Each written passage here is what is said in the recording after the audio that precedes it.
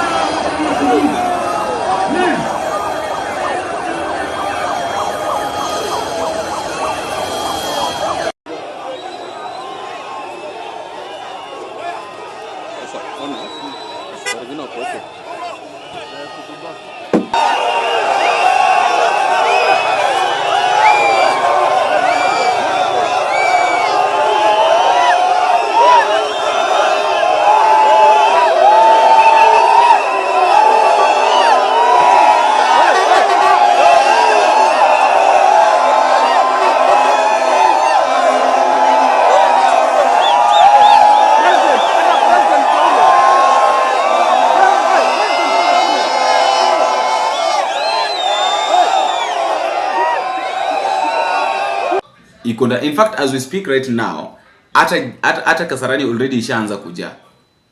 So what I want to say is that the only thing that is going to calm this issue is when Kenyans themselves will decide that now wanatulia. But ati government inajaribu kuambia Wakenya mtulieni, they will not.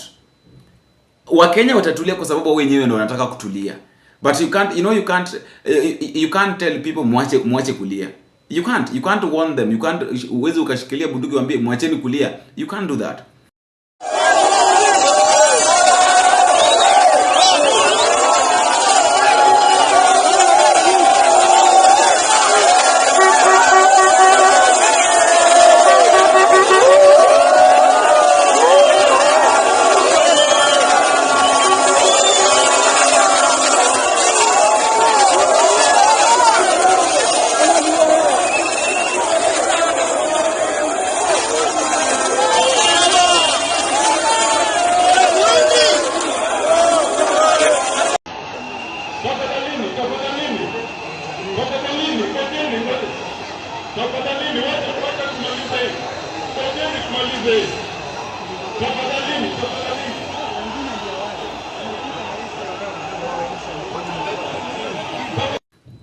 And this one really shows how this man was really loved, you know. Inaonyesha jinsi ambavyo huyu mtu, ile upendo ambayo huyu jamaa watu walikuwa wanampenda nayo.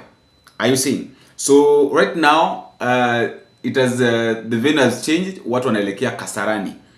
That is where the body of Raila Odinga is going to be viewed, and I really hope that kila mmoja atamuona. But najua watu watakuwa wengi sana. But I really love the way the government venye watu wamebadilisha, because imagine parliament. It is the second time that Kenyans wanaingia parliament. The first time waliingia parliament because of the finance bill. But leo wameingia parliament because of the pain, because wanaenda wakilia. The other time wengi walitoka kama wameuawa na polisi, but sasa hivi wameingia na wengine wao wanatoka bila kuguswa because of the pain. So are you seeing? I really don't know, but I just want us to watch what is happening right now, because based on the happenings, just like I've told you, fellow Kenyans, that the only thing that will happen, or the only thing that will calm this storm, is when citizens themselves wataamua kwamba now let us give it time. You see, because I really watched the moment Raila Odinga landed at JKIA. I was very much keen, and I was watching at the reaction. The reaction was very different.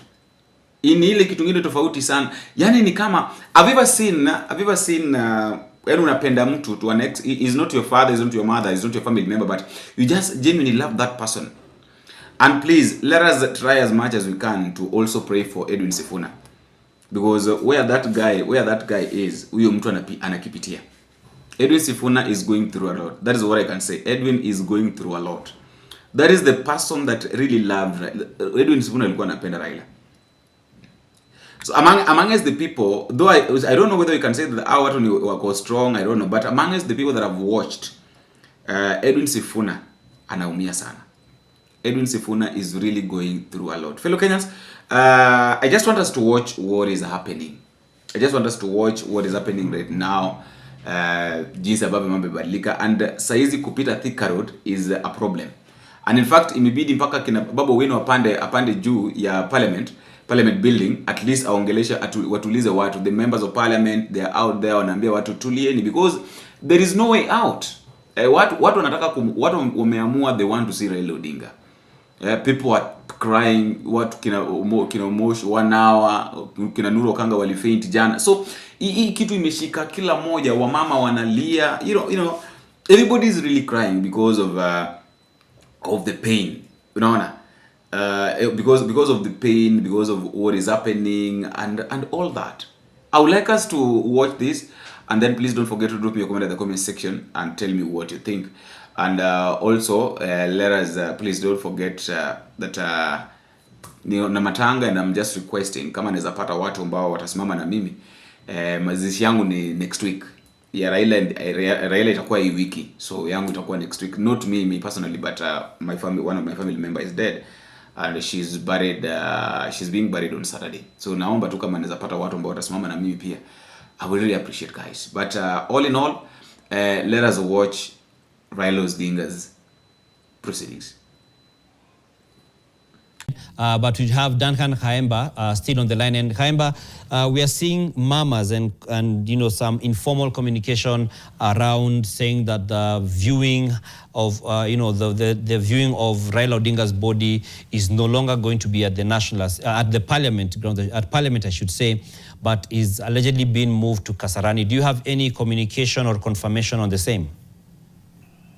Well, no communication on the same. Those are mamas that are gaining momentum here, or what you can say the rumors so far. But what I can confirm to you is that from where I'm standing with my colleague Paul Nabiswa, we can see the clerk of the National Assembly has moved in. The crowds have demanded that Embakasi East Member of Parliament, Babu Owino, comes and addresses them. Babu Owino has come and called for a public address system. He had to perch on the gate and try to convince some of them who were able to come down to actually disembark from the gate. I can also see Rarieda Member of Parliament, Otiende Amolo. He has also climbed the gate. They are trying to fix a public address system and try to address the crowd, but it is a pandemonium here that is reigning. Everything has come to a standstill. I think even members have left the chamber. The National Assembly members, I think some have left the chamber. I can confirm, I can see the clerk is over there. I can see the GSU. They've taken their position slightly behind the gate. The Parliament orderlies, the NYS, everybody, it is all hands on the deck. But the crowds, the mourners, they are not budging an inch. So we are yet to know what will happen. The question, with regard to the question you have asked, that would be a very tricky affair, because the proclamation made was that this, and rightly so, because of the stature of Raila Odinga having been the former Prime Minister, he is supposed to lie in state. That means his body has to come and be placed at the Parliament square for viewing, and then the tributes be made from the floor of the House and what's taught. So if they will have to move, then it means there will be something to do with that, because now another communication will come in. But as they say, extraordinary moments will always call for extraordinary measures. Maybe that could be what might be actually the reasonable step to take. However, ask yourself the logistics, because the military is here, had already laid the plan, the ground, they've done everything. Moving to Kasarani, in as much as there's that notion of military precision, and looking at the time factor, we are not so sure whether that would be the solution, but maybe that circumstances might just dictate that one takes place. However, as it stands, no communication so far if the body will be moved, the viewing will be taken to Kasarani. But I can confirm that I can see Narok Senator Ledamo Lekina, he's pulling his hair left, right, and center, so to speak. That is just an indication that things are fixed. His hair is always standing, and now you can imagine he's continuously pulling it because it's chaos. I can see the leadership of Parliament. They are now walking back. I can see Deputy Speaker Gladys Boschole walking into the Parliament buildings.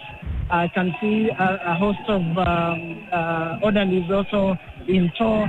So we are not so sure whether they are going to retreat. From where I can sit, from where I stand, I'm also able to see a Lagos Songa Member of Parliament and Budget Committee Chair Sam Matani. All these are actually trying to plead with the supporters or the mourners to step down. I can also see the National Assembly Majority Whip Silvana Sosoro on phone. There are a flurry of calls that are being made in the left, right, and center, but it is chaos here. It is chaos.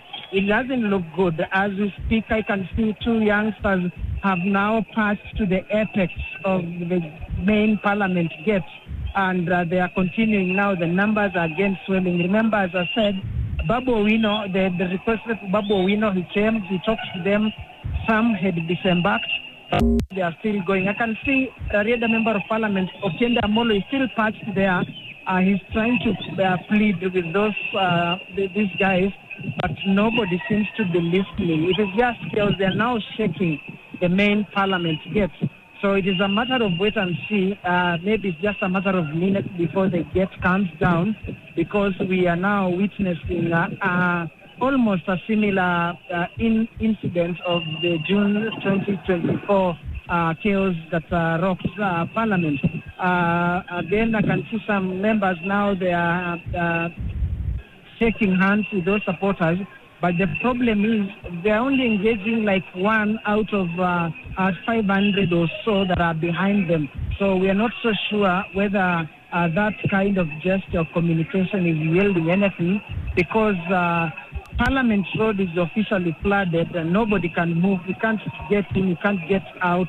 Even for Raila Odinga's body to arrive here, it will require another probably means to have the body land in Parliament, because we are not so sure that they are going to open up the road and allow the same. So, Dan Mwangi, that is the situation as we speak. I can see Narok Senator Ledamo Lekina has come back.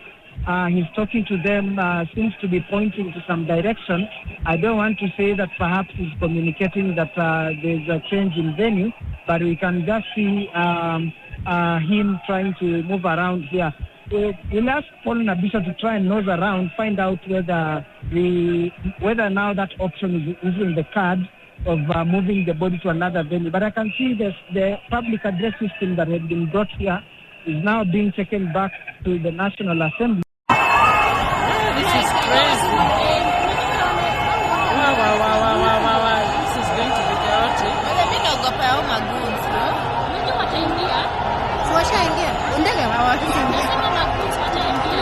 Inaitwa security breach.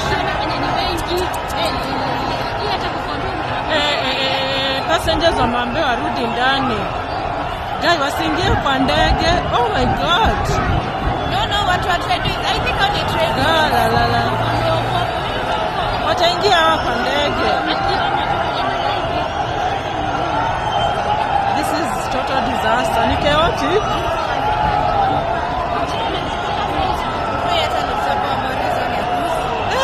We can't control.